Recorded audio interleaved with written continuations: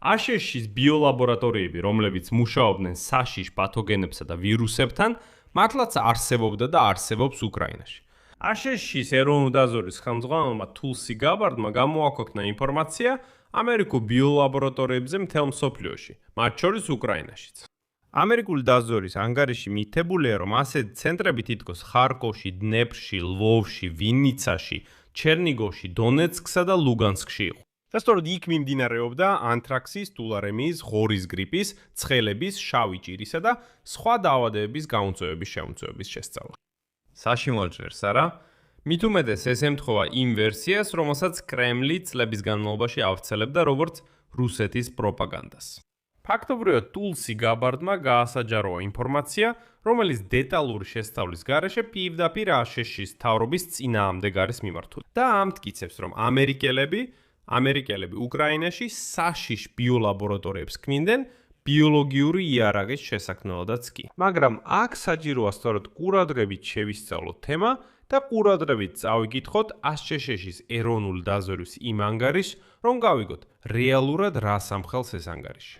მაგალითად, თუ გადავხედავთ იმ მტკიცებულებებს, ფჩხალებში მტკიცებულებებს, რომლებიც მოგვიტანა თულსი გაბარდმა, დავინახავთ, რომ იქ უკრაინის ქალაქებიც კი არასწორად არის მითითებული. მიუხედავად იმისა, რომ ის ამას საიდუმლო დოკუმენტებს უწოდებს. გარდა ამისა, თულსი გაბარდმა აშკარად ბოლოს კრემლის მითითებებს მიჰყვა. რატო ამბობ ამას?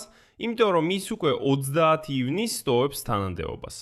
მანამდე ის არაერთხელ გამოდიოდა უკრაინის წინააღმდეგ რუსეთის მხარეს და საერთოდ აცხადებდა, რომ ამ ომში, რომელიც რუსეთმა უკრაინის წინააღმდეგ დაიწყო, ამერიკაა დამნაშავე. თითქოს ამერიკელებმა გამოიწვიეს რუსები, მაგრამ მოდით რეალისტურად შევხედოთ აშშ-ის დაზვერვის ანგარიშს. იქნებ მართლა ამერიკელებმა ჩაატარეს რაღაც საშიში ექსპერიმენტები უკრაინაში და საერთოდ რა ლაბორატორიებია ესენი.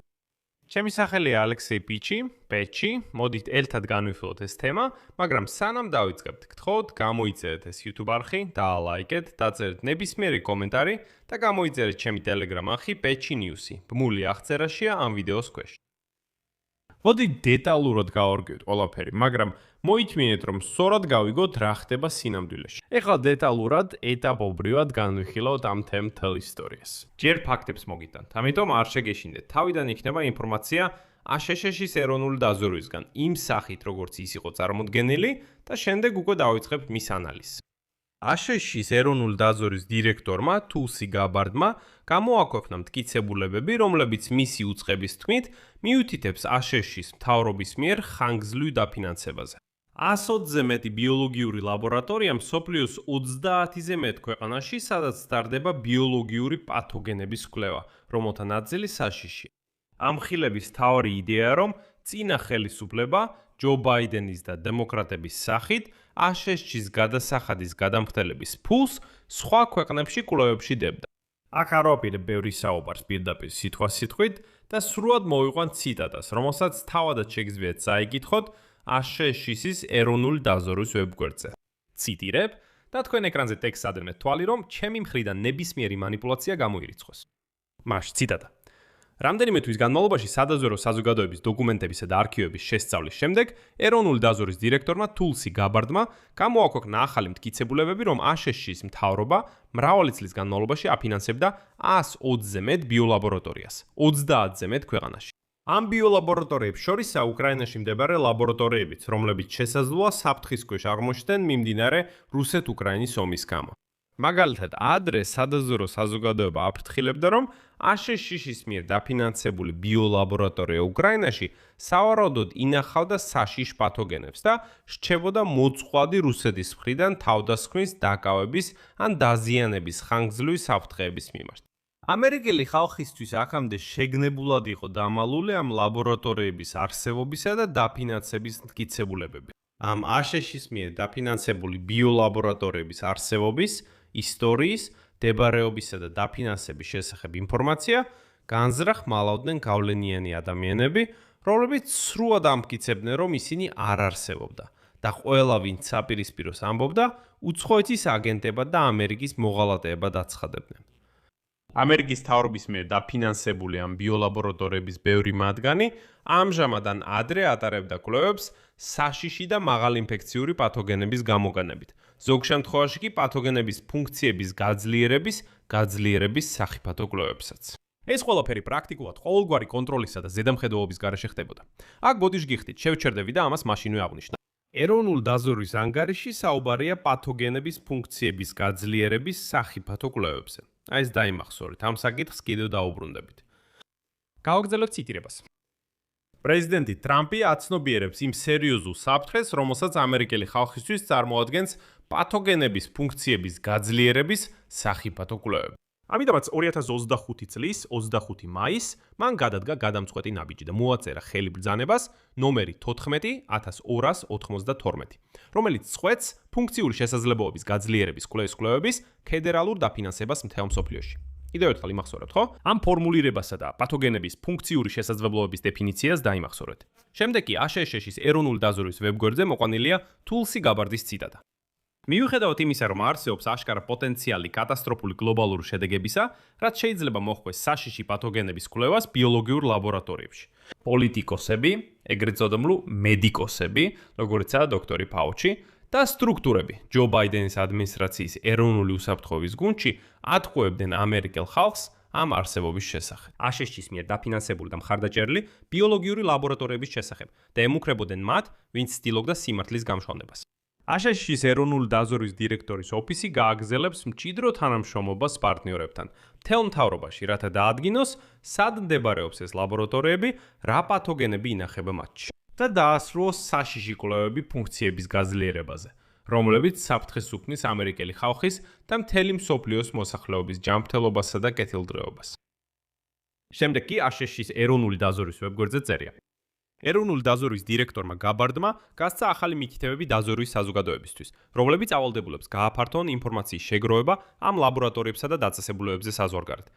ეს დირექტივა უკვე შეიცავს ახალ დეტალებს კლინიკურ კვლევებზე, რომლებიც სტარდება ამ დაწესებულებებში. რაც იწვევს სერიოზულ ეთიკურ, ფინანსურ და უსაფრთხოებასთან დაკავშირებულ შეშფოთებებს ამ სავარაუდო ინიციატივებთან დაკავშირებით საზოგადოებრივი ჯანმრთელობისა და ეროვნული უსაფრთხოების სფეროში.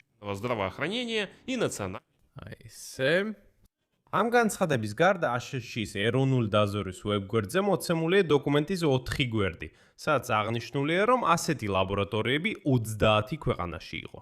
მაგრამ თულსი გაბარდმა განსაკუთრებულად გამოყო სწორედ უკრაინა. და აქ იწყება ყველაზე საინტერესო. დოკუმენტებზე ნათლად ჩანს, რომ ASHS-ის ეროვნული დაზვერვის ხელმძღვანელმა ამ დოკუმენტების საჯაროდ გამჟღავნება დაამტკიცა ჯერ კიდევ 23 აპრილს, მაგრამ დუმდა.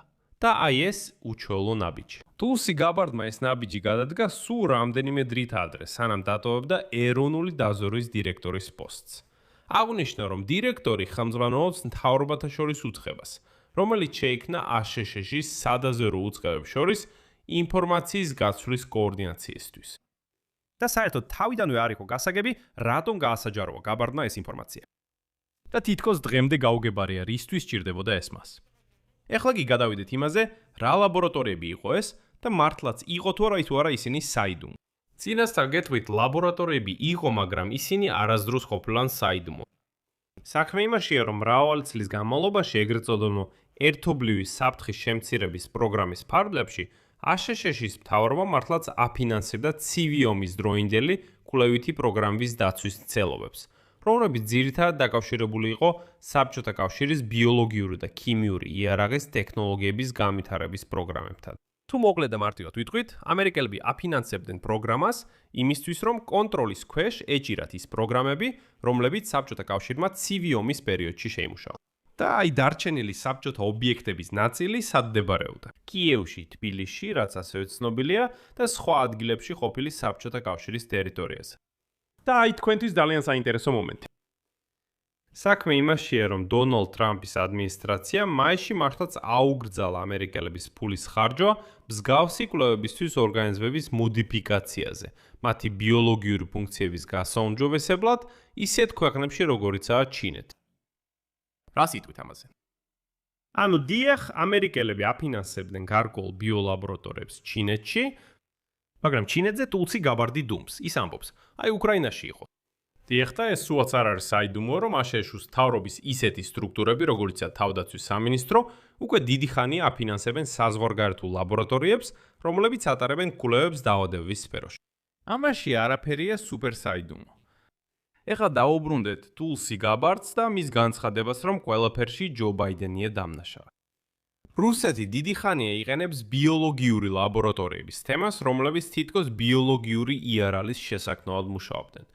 ამიტომ ნუ გაიგვირდებათ მათი პროპაგანდა იმის შესახებ, რომ იქ საბრძოლო კოჰოებია, რომ იქ ვითომ ისეთი ვირუსები იქნებოდა, რომლებიც მხოლოდ რუსებზე იმოქმედებს, აი უკრაინას არაფერი დაემართება, ხოლო რუსი მაშინვე დაავადდება.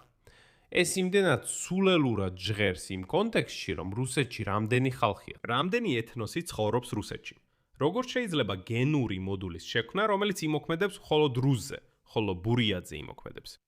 ხოლო თათარსტანის მცხოვრებზე ან მაგალითად კავკასიის ეთნოსებზე იმოქმედებს თუ არა. ჩეჩენებზე იმოქმედებს თუ არა, ანუ ეს როგორ არის მოკლედ რო ვთქვათ. და ეს ბრალდებები მრავალი წლის განმავლობაში ამყარებდა დაჟინებულ შეთქმულების თეორიებს, რომელთაგან ზოგიერთის უარყოფასაც აშშ-ის მთავრობა არაერთხელ ცდილობდა. და მაგალითად 2023 წელს. აშშ-ის სახელმწიფო დეპარტამენტმა მოსკოვი დაადანაშაულა, ციტატა, ბიოლოგიურ იარაღთან დაკავშირებული დეზინფორმაციის მოცულობისა და ინტენსივობის გაზრდაში. უკრაინას შეჭრაზე ყურადღების გადატანის უშედეგო მცდელობისას უკრაინისადმი საერთაშორისო მხარდაჭერის შესამცირებლად და საკუთარი გაუმართლებელი ომის გასამართლებლად. თუ დააკვირდებით იმ დოკუმენტებს, რომლებიც ახლა ტულსი გაბარდი გვიჩვენებს, დაინახავთ, რომ მათში ნათლად წერია. საუბარია სრულიად ლეგიტიმურ ამერიკულ პროგრამაზე. და აი შემდეგ ტულსი გაბარდს ერთი საინტერესო და სახალისო კურიოზი შეემთხვა. როცა ტულსი გაბარდმა სცადა, რომ რუსულ პროპაგანდას აღკოლო და უკრაინაში რაღაც საიდუმლო ლაბორატორიებზე ისაუბრა, მან თავად უცნაური დოკუმენტები აჩვენა. ტულსი გაბარდის ოფისმა სლაიდებზე, სადაც ბიოლაბორატორიების შესახებ მტკიცებულებები იყო წარმოდგენილი, შეცდომით მიუთითა კიევის მდებარეობა, მაგალითად, უფრო სამხრეთ უკრაინაში. აი თურმე კიევი სადაც ოდესასთან ახლოს ყოფილა. გარდა ამისა, ამ რუკაზე არის ესეთი ქალაქი, როგორიცაა ჩერნივი. რა ქალაქია ეს? საერთოდ არ ვიცი. ჩერნიგოვი, ჩერკასი, რა ქალაქია ეს? აი ესე. გარდა ამისა, გაბარდის სლაიდებზე მითითებულია, რომ ასეთი ლაბორატორიები იყო ლუგანსკში და დონეცკში. რას ფიქრობთ ამაზე? და აი რუსებმა შეგახსენათ დიდი ხნის წინ დაიკავეს სამწუხაროდ უკრაინული ქალაქები დონეცკი და ლუგანსკი. მაგრამ ეს საშიში ლაბორატორიები მაინც არ უჩვენებიათ. კითხვა ისმის, რატო? ეხლა კი ყველაზე მთავარი. ჯერ კიდევ რუსეთის სრულმასშტაბიანი შეჭრის დაწყებამდე უკრაინაში 2022 წელს ტულსი გაბარდმა განაცხადა, რომ სწორედ ამერიკის შეერთებული შტატებია დამნაშავე რუსეთის აგრესიაში, რადგან მისი თქმით, წლების განმავლობაში პროვოცირებდნენ რუსებს. და ციტატა, ვაშინგტონის მმართველი ელიტა იყენებს უკრაინელებს, რათა რაც შეიძლება მეტი რუსი გაანადგუროს. რას ფიქრობთ ასეთ თეორიაზე? ანუ ის ამბობს, ამერიკელებმა რუსები პროვოცირეს იმისთვის, რომ რუსები, ეს გაველურებული არსებები, უკრაინელებს დასხმოდნენ თავს, რათა უკრაინელებმა რაც შეიძლება მეტი რუსი გაანადგურონ. და ამაში იყო ამერიკელების ასეთი მოხერხებული ჩანაფიქრი. გარდა ამისა, ტულსი გაბარდი ავრცელებდა დეზინფორმაციას მასობრივი განადგურების იარაღის შექმნის შესახებ უკრაინულ ბიოლაბორატორიებში.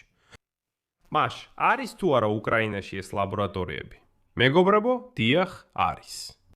უკრაინაში მოქმედებს ათეულობით ლაბორატორია, რომლებიც მუშაობენ მხოლოდ გამოვლენისა და იდენტიფიკაციის მიზნით, ინფექციური დაავადებების გამომწვევების გამოვლენისა და ისინი ექვემდებარებიან საერთაშორისო სამედიცინო სანიტარო წესებს.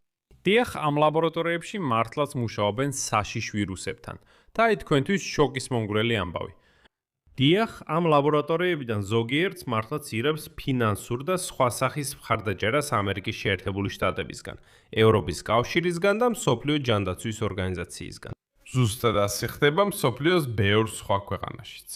გარდა ამისა, თუ ეწვევით ამერიკის საელჩოს ვებგვერდს კიევში, იქ ნახავთ ღია ინფორმაციას იმის შესახებ, რომ აშშ აფინანსებს ამ ლაბორატორიების მუშაობას. კიდევ ერთხელ, ამას არავინ მალოს.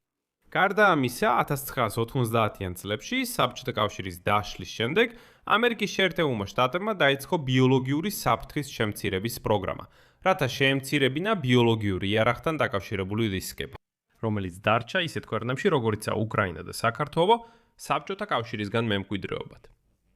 სიურპრიზი არა? დიახაც, აშშ-ის საელჩოს ვებგვერდზე კიევში ღია წერია, რომ აშშ-ში ტექნიკურ მხარდაჭერას უწევს. და აშშ-ში საელჩოს მონაცემებით, უკრაინაში ციტატა, ისინი მუშაობენ უცხოელ პარტნიორებთან ერთად, რათა წინააღმდეგობა გაუწიონ საშიში ინფექციებისა და დაავადებების გავრცელების საფრთხეს მთელ მსოფლიოში. აი ესეთი სუპერ საიდუმლო ინფორმაციის გამჟღავნება ტულსი გაბარდისგან. ამიტომ მოგიწოდებთ, ყოველთვის გქონდეთ კრიტიკული აზროვნება და სანამ ხმაურიან სათაურებზე რეაგირებთ, ღირს ცოტა მეტი ინფორმაცია წაიკითხოთ. სულ ცოტა, სათაურის შემდეგ ერთი აბზაცი მაინც. აქ შევჩერდები.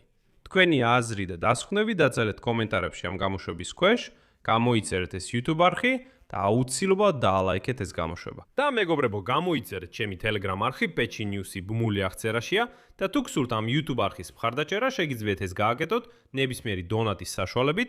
ბმულები და რეკვიზიტები მოცემულია ამ ვიდეოს აღწერაში. ამით ყველაფერი დასრულდა, იზრუნეთ საკუთარ თავზე, გაუფრთხილდით გონებას და შეინარჩუნეთ კრიტიკული აზროვნება. შევხვდებით.